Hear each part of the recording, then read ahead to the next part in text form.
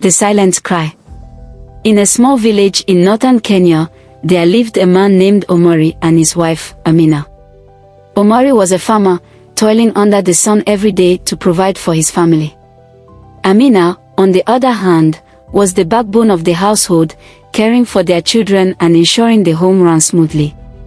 Omari had grown up in a household where his father believed that a man's authority was unquestionable. Unfortunately, this belief had seeped into Omari's mind, though Amina often tried to reason with him. One evening, after a long day of work, Omari came home to find dinner was not yet ready. Amina had been busy attending to their youngest child, who was unwell. Frustrated and exhausted, Omari's temper flared.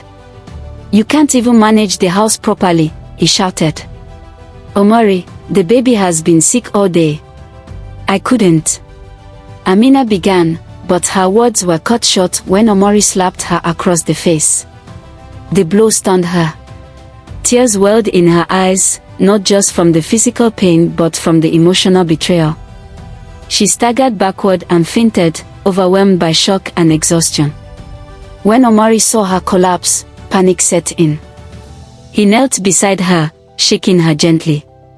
"Amina, wake up," he whispered, his voice trembling.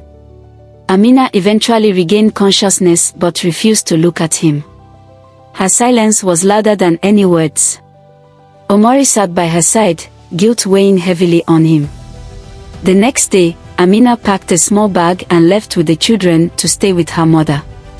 Her absence left a void in Omari's life. He realized how much he had taken her for granted.